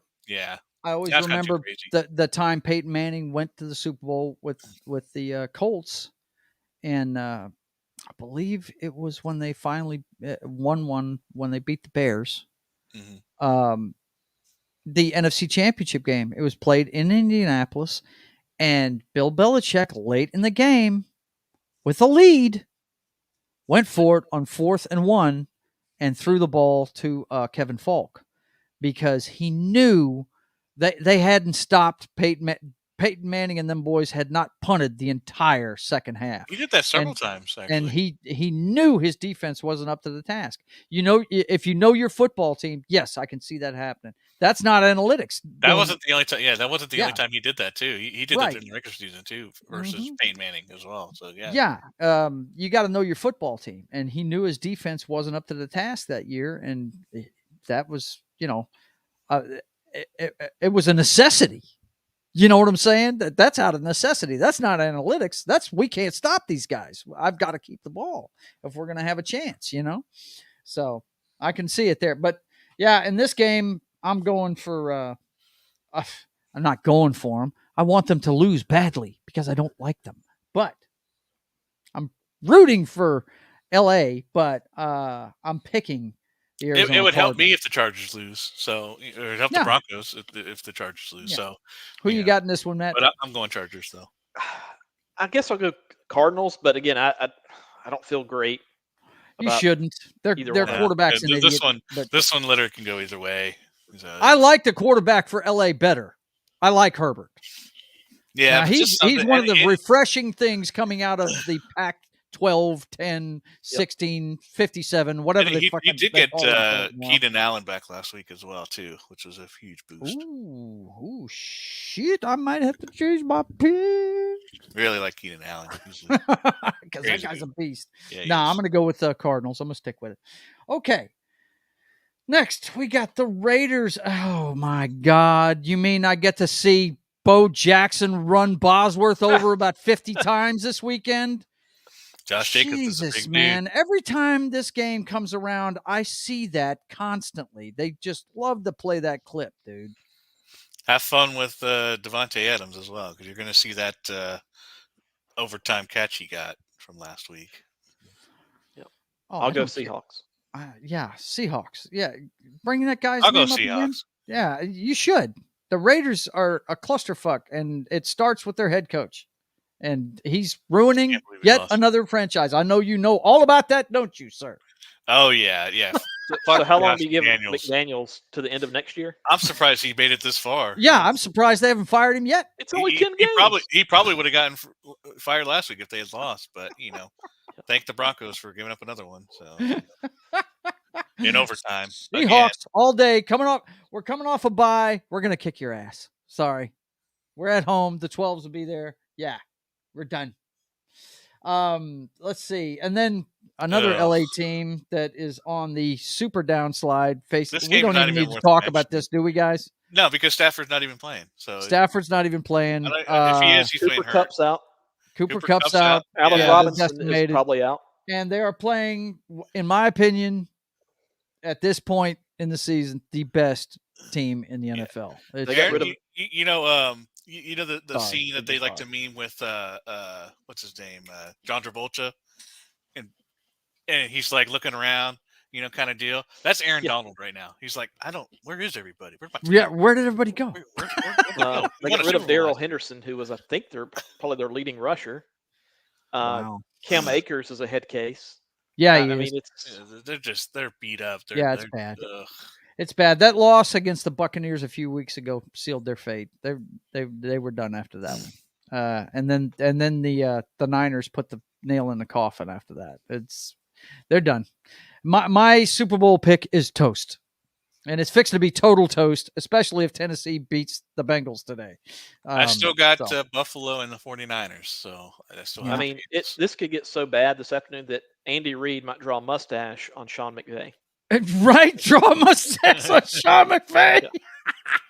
Oh, that is a good commercial, man. That's funny shit. We might see the backup for the Chiefs in the fourth quarter. I mean, I could see that happening. I could see this getting into blowout proportions, man. Okay. But every time we talk like this, the other team rises up, but I just don't see it happening today. Okay. This one I'll see in the afternoon window. The New Orleans Saints, Who Dat Nation, against the San Francisco 49ers. And 49ers. I don't know if you young guys know about this, but this is an old NFC West rivalry. Yep. Pre-turn of the century NFC West rivalry. I thought about that the other day when they were playing the Rams. The Saints and the Rams were playing. New Orleans, I love you, baby, but San Francisco's gotten on a roll the last few weeks. They're playing pretty damn good. Healthy. That acquisition of and part of the reason why they're getting healthy is that acquisition of Christian McCaffrey, because they've got a stable now. He's a game changer. Yeah, he's a game changer, and they can rotate guys in and out. And you know who else? You know who else has come out as well as Ayuk. No shit. He is a touchdown machine. Yes, he is. Add that on top of Debo and Christian. Oh my goodness! Like that. Let's see. I follow you. We haven't even talked about Kittle ever. Like that guy is. Oh. I follow you. If you can burp, says hello, guys. Hey, it's good to see you there, buddy. I like that. I like the screen name. Very cool. So, does anybody want to make an argument for the New Orleans Saints? No, I'm saying Andy Dalton, as in who is that? Who is that bust? Who is that playing for my Saints? Yeah. Yeah, but again, when you talk that way, look, it's a possibility. Yeah, the Saints are talented, but I think at this point, the way the Niners are playing defense, shit, it's gonna be healthy tough. Defense in that offense. Yeah, and they're on the road. The Niners, especially when the Niners wore those white jerseys with the gold pants and gold helmets, that is one of the sharpest looking uniforms. That's it's iconic and it's scary to see. No doubt about it. Okay. The Green Bay Packers tonight entering It just gets worse for Aaron Rodgers, don't it? It's the Bucks and the Packers not doing so well that makes me feel a little bit better about the Broncos. Because it's not. At least it's not just us. No, it's not just you. It's not just us that having. There's a changing of the guard going on in the NFL right now. There really is. There's the Buffalo Bills rise, the Kansas City Chiefs. Well, they've been there, but there's other teams that are really the Dolphins. That's the biggest one. That one right there. Yep. My God, the moves that front. They have one of the worst ownership groups in the NFL, and I got to find out who the general manager is because they're doing a fucking great job. Yep. Whoever the general manager is for the fucking Miami Dolphins is doing an awesome job. And you can throw the Bengals in there too. Yeah, Bengals. They went to the Super Bowl. Made a massive turnaround. Yep. There's some teams on the rise, and this one's one of them. The Philadelphia Eagles. I mean, like I chronicled earlier, this used to be the NFC least. Well, it's the NFC's best now. I mean. Right. Shoot, when the Cowboys play the Eagles on the last game of the season, boys and girls, that's going to be a lot of fun. It's going to mean a lot too. But I don't think this one means much. I think Philly should. But, hey, Washington gave everybody the blueprint. So can they do it? Can Green Bay? And Green Bay did this against who were they playing where they were running the ball like crazy, trying to keep them off the field. And they just couldn't capitalize with some of the throws. What team was that they were playing? Was that this year? Yeah, it was this year. I can't remember which game it was. Probably the Commanders or the Giants. No. This was might have been the Cowboys. Might have been the Cowboys. Well, they beat the Cowboys. So yeah, I'm guessing it's the Giants. It was somebody they couldn't beat. Might have been the Giants, but they did some of this running and long. There's also the Bills. That's it. The Bills game. That was it. In the second half, they went to the running game trying to keep them off the field. And it kind of worked. They're late in the game. Josh Allen threw 2 picks in the red zone in that game. Yeah. But they just couldn't score on those. Remember we talked last week, Noc, it only works if you score. Right? Yeah, one field goal. These 8-minute drives, you've got to be able to capitalize, and the Packers just couldn't in that game. If they can do that again, that's what the Commanders did to the Eagles. This is pretty much the Broncos every week. Yeah, and not many teams can play that way. Go down the field. That's what not many teams can play that way. I think Philly in this one, guys. I think Aaron starts thinking about retiring this year. I think. Or he may end up with a different team at some point. That's true. Because you know what? That guy's game has not dropped off one fucking bit. That guy, I've said several times, if I had my choice of any quarterback in the NFL to start a franchise with, it would be that dude right there. Maybe we can trade Green Bay. Hey, straight swap, Yeah. Go ahead and let Russell Wilson go back to Wisconsin. Yeah, that'll work. Right? Yeah, probably wouldn't end as well as it did as in college. Yeah. Nah. But he'd be saying all pack of badges, Hey. By the way, Luke Fickell might be going to Wisconsin. Just to throw a little college news in there. All right. Okay, so we're all on board with the Eagles. And then this last one we got on Monday night is Let's go Jeff Saturday. Steelers. Yeah, go Jeff Saturday. He almost pulled it out against the Eagles. He did. He did almost pull it out. Yeah. Jeff Monday. Okay. Jeff Monday. That's it. He's Jeff Monday today. Pittsburgh Steelers and the Indianapolis Colts. Now, Pittsburgh's defense is playing better. They got TJ Watt back. Mm-hmm. What's that? Yeah, that's why they're playing better. It's obvious that defense is built around that guy because they were playing totally different when he was on the field last couple of weeks. But they're just not getting the progression at the quarterback position from what I'm seeing. No. And Najee Harris doesn't seem to be the back that everybody thought he was going to be as well. I think the problem is I'm not a fan of and it's today's game. Yeah. What did Peyton Manning do his first season? He threw a ton of picks. Yeah. He lost a lot of games. Mm-hmm. And we just don't give rookies that kind of pass anymore. They expect you to win now. They do. Kenny Pickett's learning, and he's got you got Najee Harris, you got George Pickett, you got some young guys there. This team is, the way it's going right now, it's trending upwards. Right. With that team. So it might not be this year, it might not even be next year. But in a couple of years, this could be a powerhouse team again with the players that they got. Well, one thing's for sure, the organization's there, and it starts from the top down. I mean, the organization, when you're talking Pittsburgh Steelers, when you're talking the Patriots, they're going to be competitive just because of the organization and the way they do things. Everybody models their franchises trying to become Lynch's 49ers. You understand what I'm saying? These are franchises that know what they're doing, and everybody's trying to emulate that. And yeah, I hear what you're saying, Noc. I really wish they'd give these kids time, but you listen to the talking heads. Oh, he sucks. He's never going to make it. Blah, blah, blah, blah. They're looking to bust him as soon as they talk about him. But as far as the matchup goes, I'm going to take Tomlin over Saturday. You know what I'm saying? I'm going to take the coach. That's what I'm going to take. I'm going to take Pittsburgh over Indianapolis in this one. I should go with the home team, but Jeff Saturday, yeah, it's Cinderella story. Tears in his eyes, I guess. Yeah, give me a break. No, Tomlin's been doing it for a long time. Is it Seth says go Chiefs? Yeah. I think he's messing with you, Noc. I'm going here. Yeah. But I think who you guys like in this one? Huh? Yeah, I don't know. I want to like the Steelers with Kenny Pickett, but I don't know. I like Matt Ryan coming back, and still got Jonathan Taylor.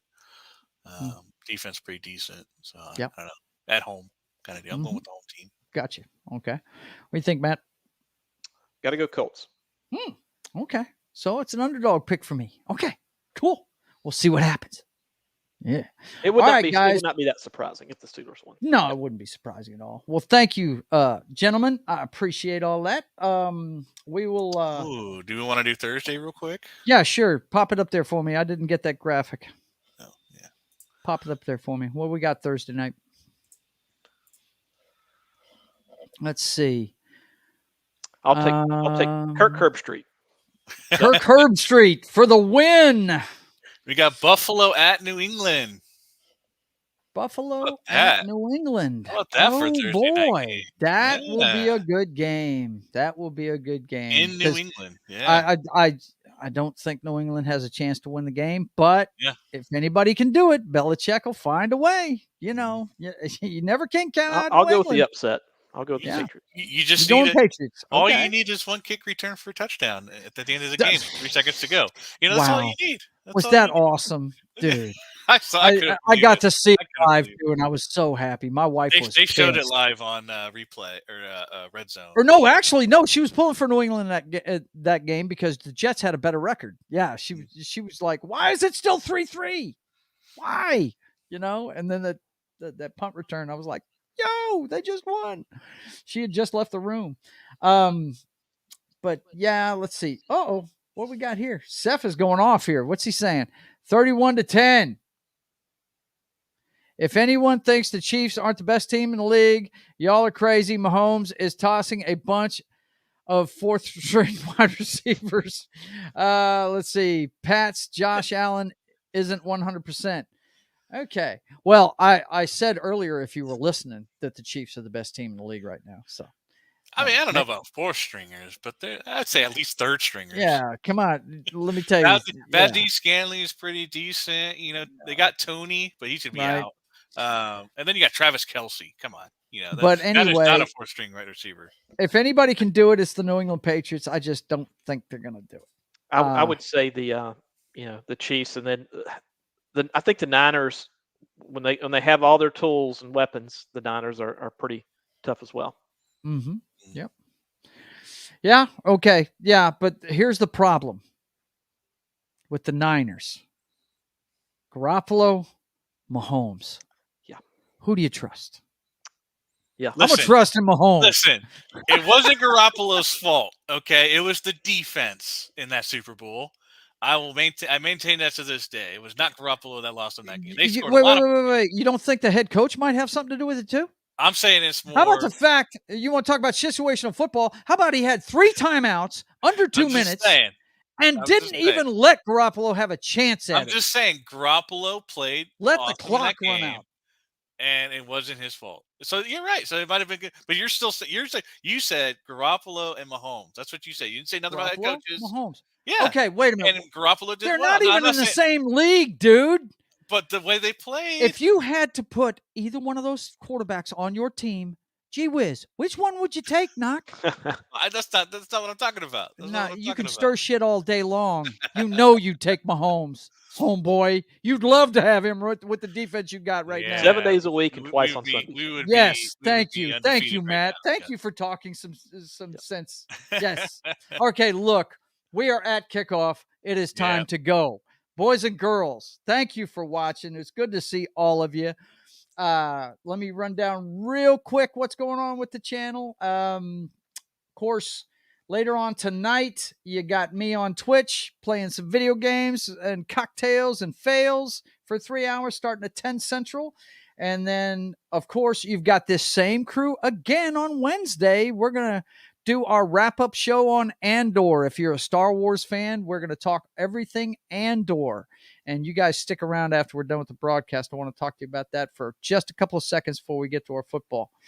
And that's at 5:30 Central, 6:30 Eastern on Wednesday. Highlander is back on Thursday. And the brothers will be hacking the Matrix this Thursday at 6:30 Central, 7:30 Eastern. Headline-driven show. 2 brothers just cutting up and telling you everything about the clown show that was the week in 2022. R.I.P. Jerry Lee. Yeah. No kidding. Yeah. And then we got the brothers, Sketching the Privateer, where you get to watch me develop my comic book from the ground up. And this week, it's the cover edition. We're done plotting issue 1, and I'm going to start working on the cover for this one. So, for my panel, the great Nockster and the great Small Time Republic. Be sure to tune in Wednesday and see our thoughts on Andor. And until I see you guys again, you guys just keep on keeping on. God bless.